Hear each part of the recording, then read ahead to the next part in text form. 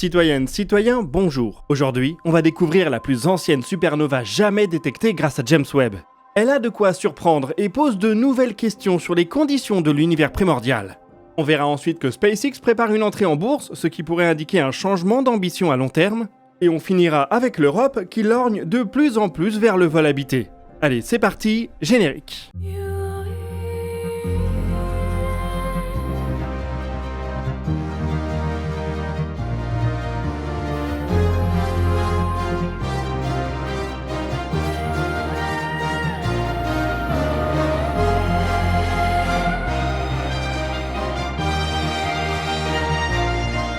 Bienvenue dans DNDE, l'émission qui vous résume l'actualité spatiale tous les mardis à 18h.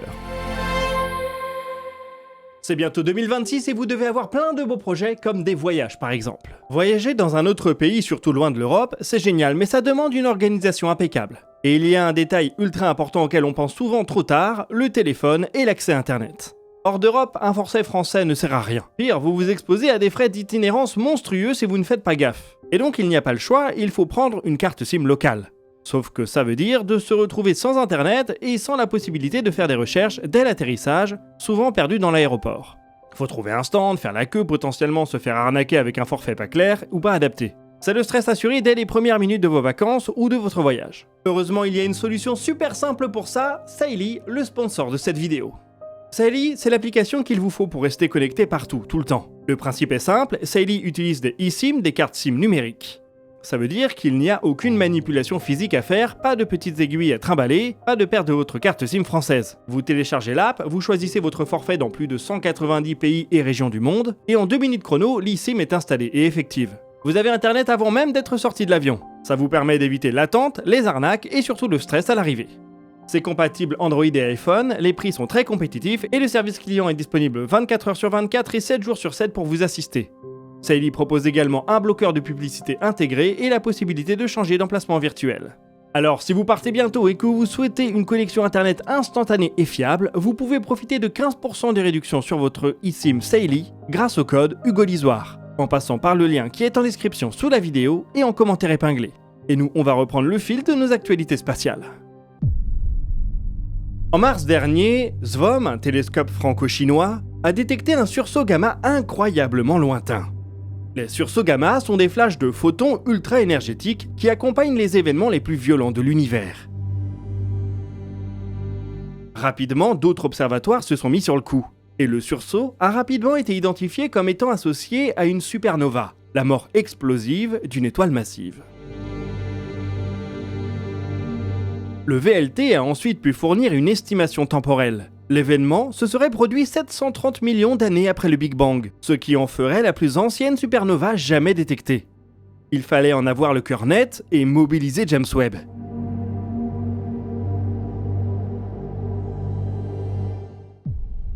Et c'est là qu'un long jeu de patience s'est mis en place. Les sursauts gamma associés aux supernovas ne durent pas très longtemps, de quelques secondes à quelques minutes. Ils sont cependant accompagnés d'une contrepartie optique bien plus longue, qui dure jusqu'à plusieurs semaines. Avec un objet lointain, ce signal optique est décalé dans l'infrarouge, ce qui est parfait pour James Webb. Il aurait donc normalement fallu attendre quelques semaines pour qu'elle atteigne sa luminosité maximale, mais James Webb a préféré attendre quelques mois. Et oui, l'univers a tellement grandi depuis l'avènement de cette supernova que la lumière a été étirée. Non seulement elle a été décalée vers le rouge, mais la chronologie est également allongée. Un événement qui a duré quelques semaines à la source nous apparaît comme s'étalant sur quelques mois.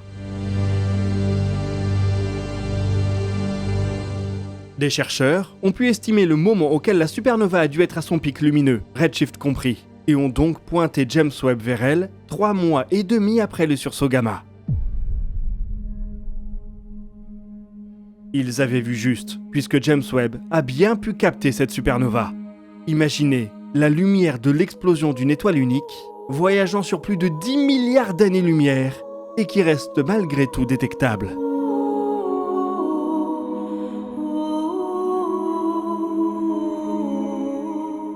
C'est un véritable exploit technique et un effort remarquable de collaboration entre de nombreux observatoires. Alors, que nous apprend cette supernova précoce ? Elle est surprenante par sa banalité. Aussitôt dans l'histoire de l'univers, les étoiles étaient très pauvres en métaux.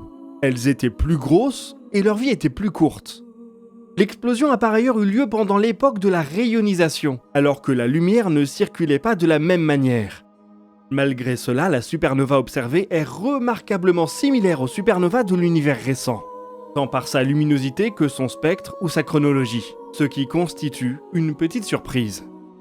Cela pourrait dire qu'à cette époque de l'univers, les grandes étoiles, celles qui donnent lieu à des supernovas lorsqu'elles meurent, étaient déjà relativement similaires aux étoiles massives qui sont nées et mortes beaucoup plus tard.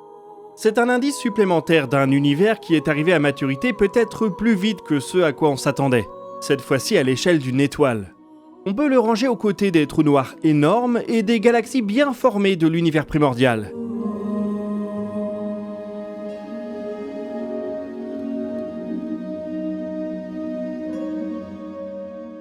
La galaxie dans laquelle la supernova s'est produite a également pu être imagée. À cette distance, ce n'est guère plus qu'une soupe de pixels. Elle ne semble toutefois pas se démarquer par rapport à d'autres galaxies visibles à la même époque. Les chercheurs espèrent maintenant pouvoir multiplier les détections similaires à cette période de l'univers, voire remonter encore plus loin. Une supernova produite 500 millions d'années après le Big Bang serait-elle elle aussi totalement similaire à des événements récents ? Cela pourrait interroger sur la réalité des étoiles de population 3, mais on n'en est pas encore là.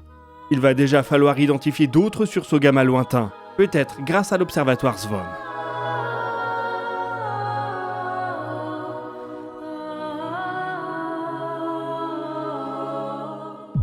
Allez, pour changer, une actualité financière, mais qui pourrait avoir des répercussions importantes sur l'avenir de l'exploration spatiale et des usages en orbite.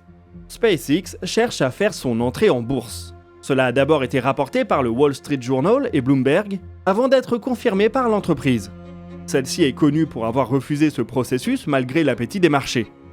Les levées de fonds successives se sont donc faites au compte-gouttes avec des investisseurs choisis. Cela a permis au cadre de SpaceX de garder le monopole décisionnel et d'emmener l'entreprise là où il le voulait, sans avoir à se soucier d'éventuels actionnaires. Changement important de doctrine donc, qui est justifié par la nécessité d'acquérir une énorme masse de capital. Avec son introduction en bourse, l'entreprise espère lever 30 milliards de dollars, ce qui porterait sa capitalisation totale à 1500 milliards. Elle jouerait donc dans la petite cour des entreprises qui dépassent les 1000 milliards aux côtés d'NVIDIA, Alphabet ou Apple. Pourquoi un tel besoin de fonds alors que l'entreprise est déjà bénéficiaire ? Comme tous les chiffres délirants qu'on entend ces dernières années, c'est encore l'intelligence artificielle qui est la justification première.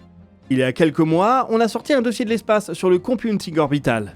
L'idée de placer des data centers dans l'espace au service de l'intelligence artificielle, pour faire de l'inférence par exemple.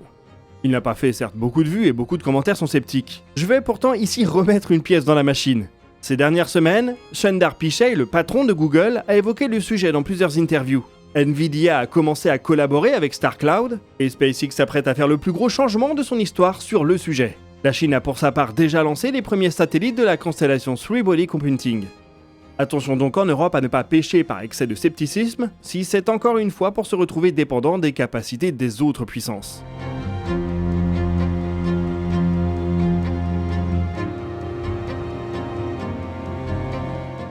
Pour SpaceX, il s'agirait de modifier le bus Starlink pour transformer chaque satellite en mini data center, capable de travailler en réseau avec toute une constellation.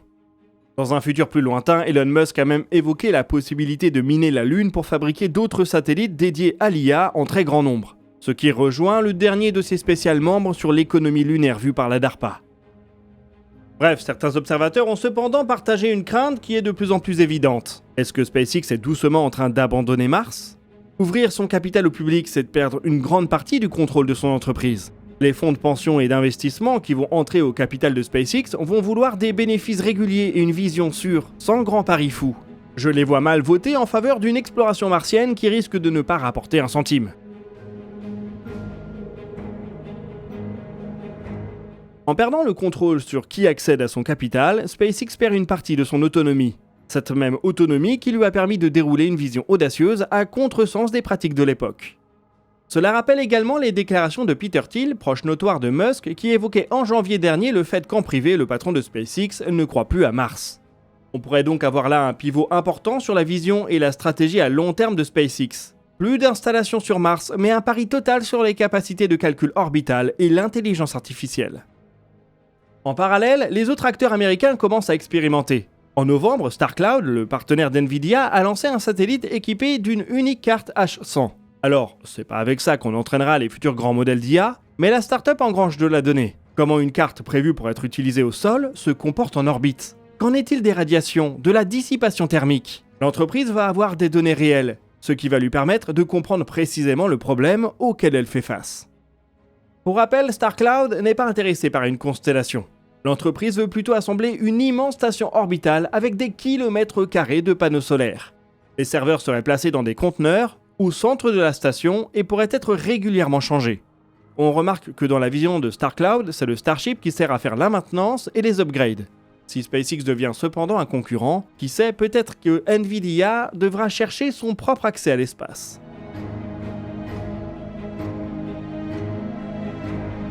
Est-ce que c'est la Silicon Valley qui boit sa propre soupe et qui nous prépare un crash énorme quand la réalité frappera à la porte? Ou est-ce que c'est au contraire une vision future qui n'est pour le moment comprise que par un petit nombre? Je vous laisse délibérer en commentaire.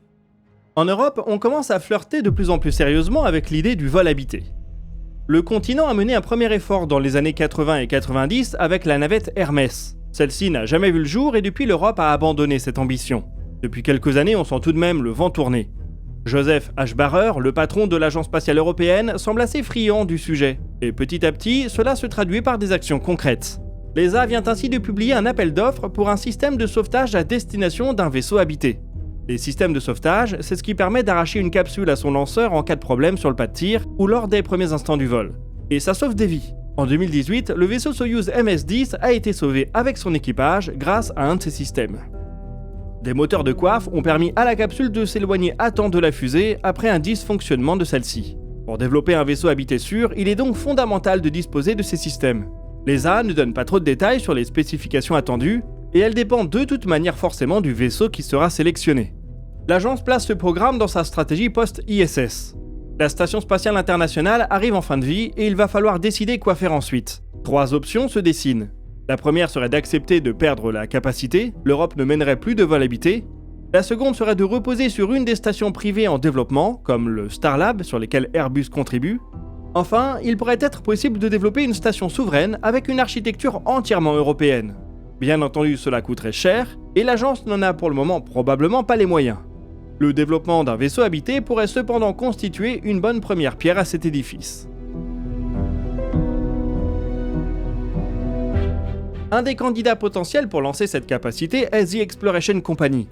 L'entreprise franco-allemande développe le vaisseau Nyx qui est pour le moment destiné au fret.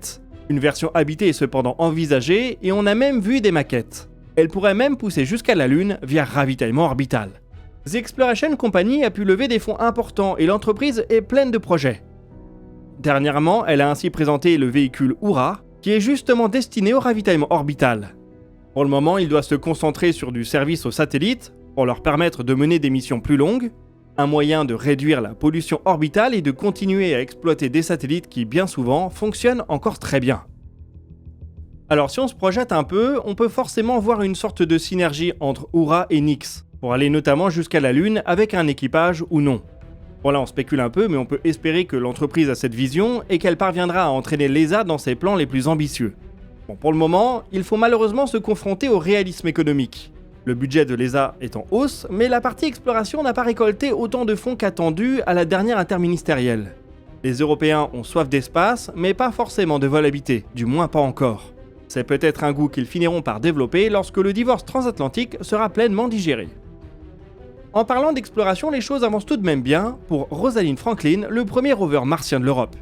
La mission devait à l'origine se faire avec l'aide d'un atterrisseur russe qui aurait amené le rover jusqu'à la surface. Ce divorce-là est lui bel et bien consommé, et l'ESA doit maintenant faire cet élément en interne. Début décembre, Loartec, une entreprise située juste à côté de chez moi, a livré à Ariane Group une maquette de démonstration d'une partie du bouclier de rentrée atmosphérique. C'est la partie arrière située sur le dessus. La partie frontale avait été livrée cet été. Ces modèles vont permettre de réaliser des tests pour s'assurer que l'architecture répond bien aux besoins de la mission. Rosalind Franklin vise la fenêtre de 2028 qui commence à sérieusement se rapprocher, et la mission européenne va faire du bien côté exploration de la planète rouge. Avec les budgets en baisse outre-Atlantique, Mars est en effet un peu délaissé. La NASA vient de perdre contact avec l'orbiteur Maven, qui est pourtant le plus récent de sa flotte. Les deux autres, Mars Odyssey et MRO, datent du début des années 2000 et commencent à montrer leur âge. Malgré ça, la NASA n'a pas prévu de mission de premier plan sur Mars avant longtemps. Avec l'annulation d'un effort de retour d'échantillons, c'est finalement l'Europe et la Chine qui vont faire avancer l'exploration martienne dans les années qui viennent.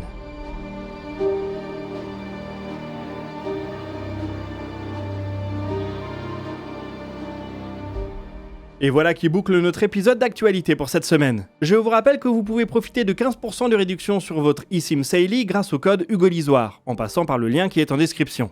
Merci à eux d'avoir sponsorisé cette vidéo. N'hésitez pas à partager vos questions et vos remarques dans les commentaires, nous y répondrons dans une prochaine vidéo.